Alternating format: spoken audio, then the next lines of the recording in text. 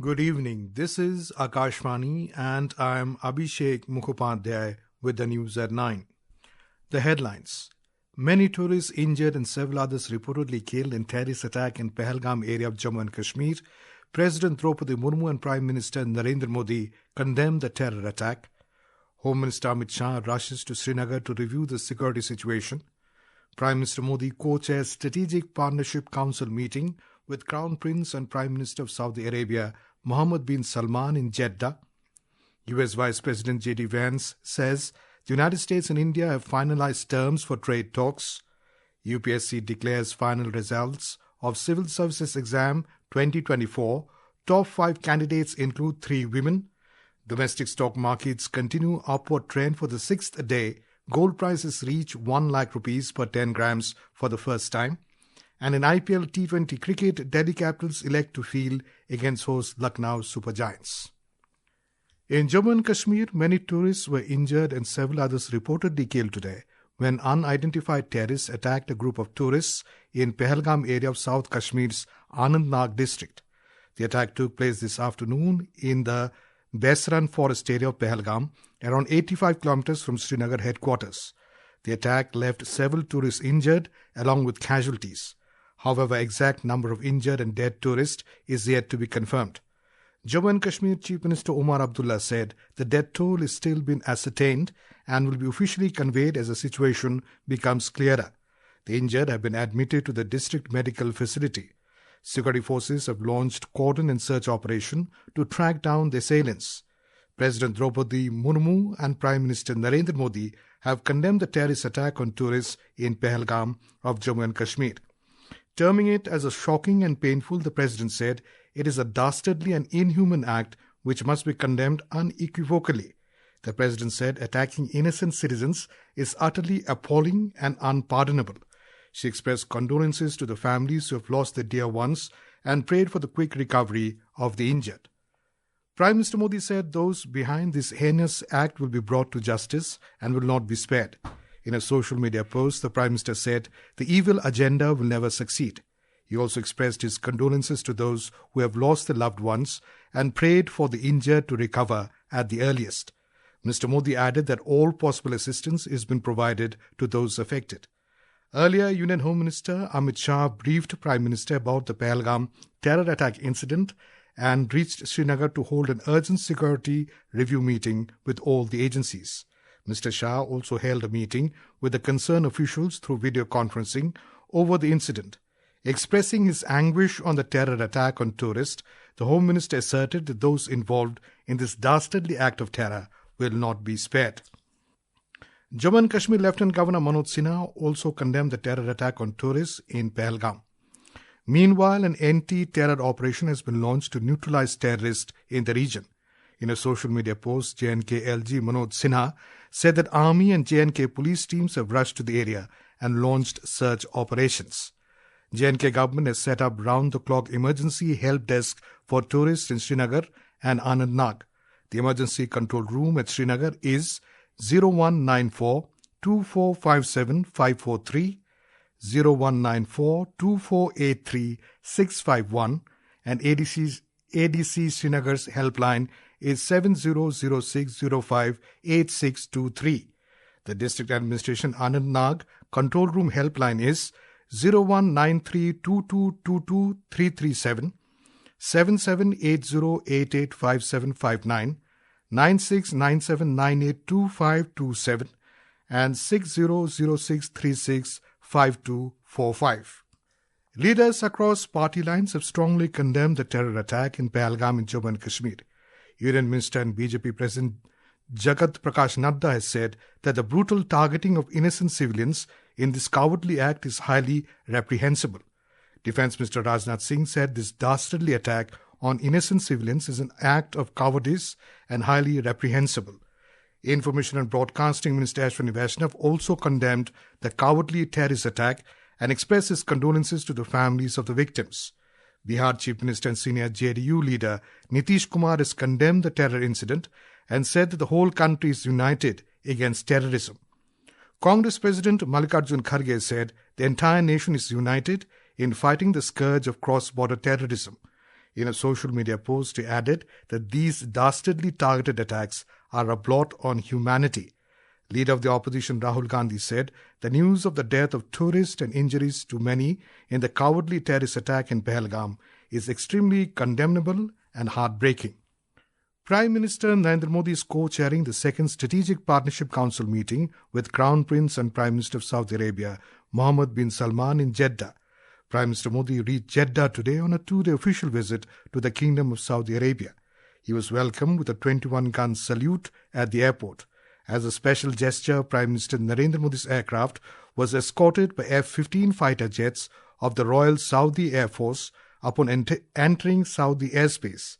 In a social media post, Prime Minister Modi said that this visit will strengthen the friendship between India and Saudi Arabia. He expressed eagerness to take part in various programs today and tomorrow. Our West Asia correspondent has filed this report.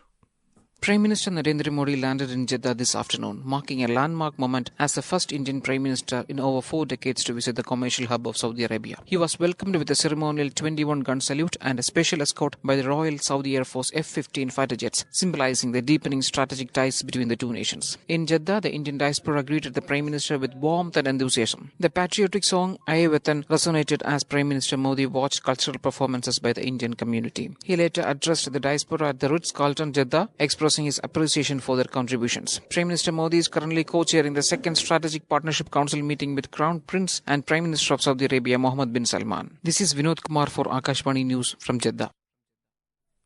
This is Akashvani giving you the news. For quick news updates around the clock, follow us on X handle at AIR News Alerts, and for details of stories and more, log on to our website www.newsonair.gov.in and download news on AIR app.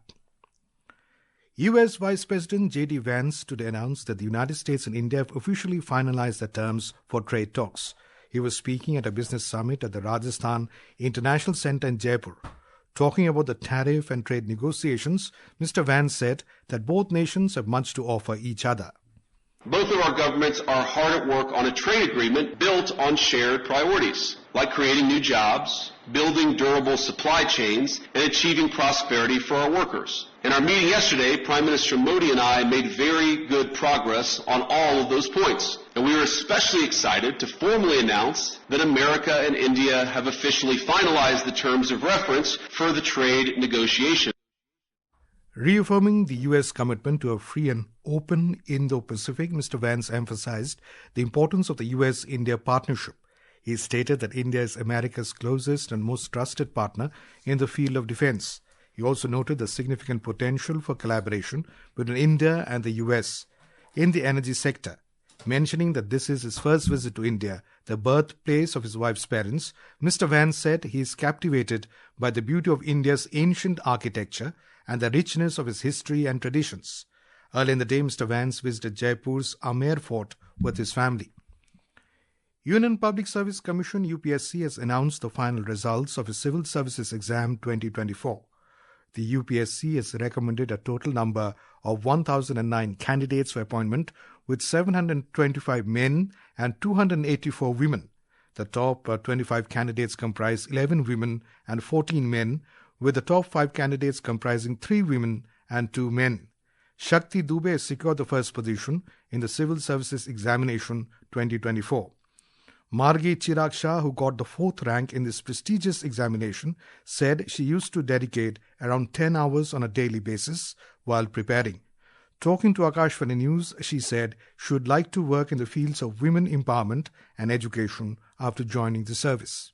Education को improve करना और women empowerment जो सिर्फ financial ना हो पर social भी हो और सोशली फाइनेंशियली हेल्थ वाइज सारी तरह से विमेन एम्पावरमेंट हो, ये मेरा उद्देश्य रहेगा जब भी मुझे जैसी भी ड्यूटी मिलेगी फुलफिल करने के लिए.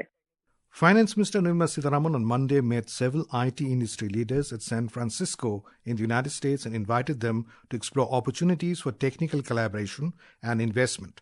In one-on-one meetings with top CEOs, Finance Minister Nirmala Sitharaman discussed opportunities in the fields of artificial intelligence, cloud and digital infrastructure. The funeral of Pope Francis will be held on Saturday. The Vatican, in a statement, said the funeral ceremony will take place at the Basilica Saint Mary Major in Rome. A slew of world leaders and foreign dignitaries are set to attend the funeral. Francis is currently laid out in a coffin in the chapel of the Santa Marta residence where he lived during his 12-year papacy. The Pope's casket will be moved into St. Peter's Basilica in the Vatican City tomorrow for public viewing. Pope Francis passed away yesterday at the age of 88 at his residence in the Vatican City in Rome after suffering a stroke. The benchmark domestic equity indices today ended with modest gains continuing their upward movement for the sixth straight session. The broader market indices of the BSE outperformed the frontline indices. Both the mid-cap index and the small-cap index gained over 0.8% each. We have a report. The 30-share index at the Bombay Stock Exchange Sensex rose 187 points to close at 79,596. The National Stock Exchange Nifty 50 added 42 points to settle at 24,167. In the forex market, the rupee today depreciated by 6 paise to close at 85 rupees and 19 paise against the US dollar. In the Indian bullion market, 24-carat gold was trading at 98,290 rupees per 10 grams, while silver 999 fine was trading at 95,950 rupees per kilogram when reports last came in. Brent crude was trading at $67.21 per barrel. Lalema Aneja Dang for Akashvani News. Gold prices reached a historic milestone today as the rate of 24-carat gold touched 1 lakh rupees per 10 grams for the first time ever, ahead of Akshaya Tritiya. This surge in gold prices is fueled by heightened demand for the safe haven asset amid rising geopolitical tensions and ongoing global economic uncertainties. The International Monetary Fund (IMF) has projected India's GDP growth to remain above 6% despite all the odds amid rising global trade tensions. The IMF released the April 2025 World Economic Outlook (WEO) report in Washington today. The Outlook report pegs the Indian economy to grow at 6.2% in fiscal year 2025-26 and 6.3% in 2026-27. Nectar, an autonomous body under Department of Science and Technology, has unveiled an innovative aerostatic drone for enhanced surveillance and disaster management. The Ministry of Science and Technology in a statement today said that it is the first of its kind in the country. We have a report. Aerostatic drones are aerial platforms that derive their lift from both buoyancy and aerodynamics. This technology provides a silent aerial platform that can persistently stay afloat for surveillance with an endurance of over 4 hours. These drones can serve as temporary communication relays in remote areas or during emergencies. They can also be integrated into systems designed to detect unauthorized drone activity, enhancing security measures at sensitive locations such as airports and military bases. These drones can be utilized to monitor traffic conditions in urban areas, providing valuable data for traffic management systems. With Pallavi Parmar, Adarsh for Akashvani News, Delhi. The Union Government has issued heatwave advisory to states and union territories to take urgent steps to safeguard workers and labourers from extreme heatwave conditions. Talking to reporters in New Delhi, Labour and Employment Minister Mansukh Mandavia said that the ministry has written a letter to all chief secretaries and administrators of states and UTs in this regard. He said states and UTs have been advised to issue directions to employers, industries and construction companies. In IPL T20 Cricket, hosts Lucknow Super Giants have set a target of 160 runs against Delhi Capitals at the Ikana Stadium. Earlier put into bat, Lucknow Super Giants posted 159 runs for the loss of 6 wickets in the stipulated 20 overs.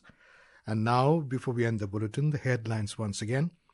Many tourists injured and several others reportedly killed in terrorist attack in Pahalgam area of Jammu and Kashmir. President Droupadi Murmu and Prime Minister Narendra Modi condemned the terror attack. Home Minister Amit Shah rushes to Srinagar to review the security situation. Prime Minister Modi co-chairs Strategic Partnership Council meeting with Crown Prince and Prime Minister of Saudi Arabia Mohammed bin Salman in Jeddah. US Vice President JD Vance says the United States and India have finalised terms for trade talks. UPSC declares final results of Civil Services Exam 2024. Top 5 candidates include 3 women. Domestic stock markets continue upward trend for the 6th day. Gold prices reach 1 lakh rupees per 10 grams for the first time. And in IPL T20 Cricket, hosts Lucknow Super Giants set a target of 160 runs against Delhi Capitals. And that is all in the news at 9. Good night.